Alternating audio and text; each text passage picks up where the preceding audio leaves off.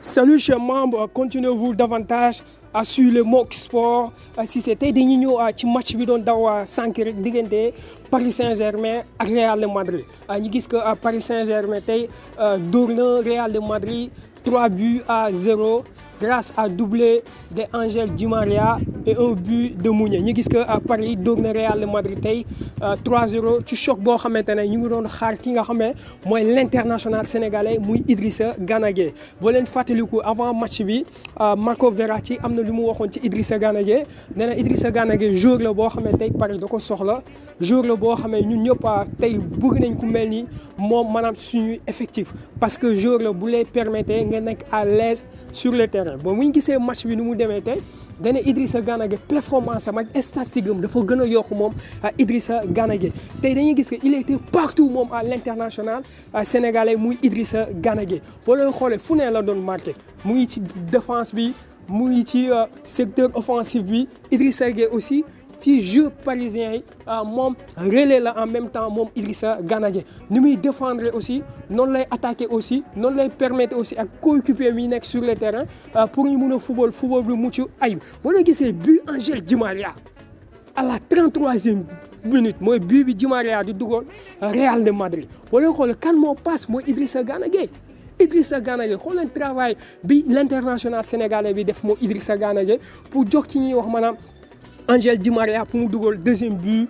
Paris Saint-Germain boo leen xoolee même aussi à la 79e minute Idrissa Gana Gueye a fait un tacle pour arrêter Karim Benzema Idrissa Gana Gueye tey mu nañu wax avec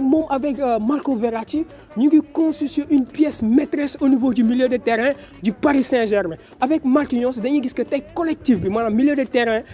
Paris Saint-Germain avec l'arrivée de Idrissa Gana Gueye dafa gën a gonfler dafa gën a am doole tey ñoom dañoo étouffé équipe bi ñu wax maanaam Real de Madrid maanaam milieu de terrain Paris bi tey moo gagné match contre Real de Madrid grâce à kan Idrissa Gana Gueye le leader incontestable entente bii lañ ko doon xaar moom Idrissa Gana Gueye parce que yàgg nañu wax ne na depuis Thiago Motta ba mu fi jugee Paris amagul 6 bu koy remplacer mais tey Idrissa Gana Gueye wane na à yeux de tous moom mun na remplacer Thiago Motta parce que ñaari qualité la wane tey ci match bi wane na que il sait défendre moom Idrissa Gana Gueye wane na aussi que mun na projeter le ballon vers l'avant surtout le but de Ángel Di María bi et l'exemple typique buy wane que Idrissa Gana Gueye man sur le secteur offensif tamit mun na apporter ay capacités moom Idrissa Gana Gueye kon tey mun nañ wax Idrissa Gana Gueye maanaam choc la premier choc am avec Paris contre Real de Madrid surtout Paris a recruté Idrissa Gana Gueye pour jouer les grands matchs du Ligue des Champions kon tey Ligue des Champions bi mun nañu wax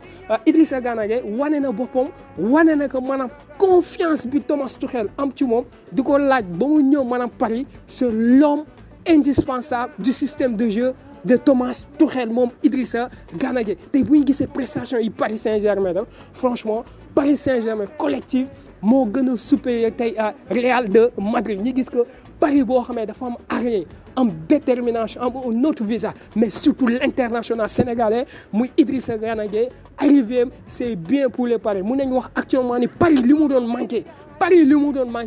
am na ko mu ngi koy retrouver ci Idrissa Gana Gueye en tout cas Idrissa Gana Gueye a été monstrueux aujourd'hui wane na yeux de tout le monde comme Idrissa Gana Gueye il peut répondre présent dans les grands matchs l'international sénégalais en tout cas la belle victoire aujourd'hui de Paris Saint-Germain sur les Real de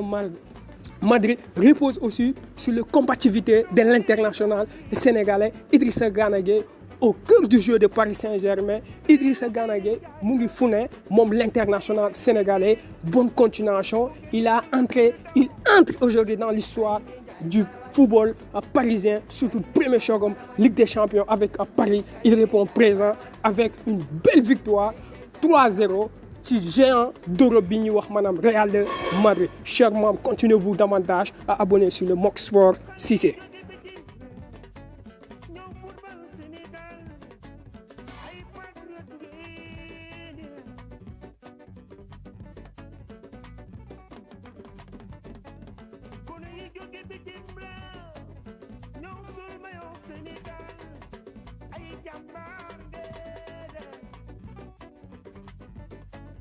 Gaynde Njaay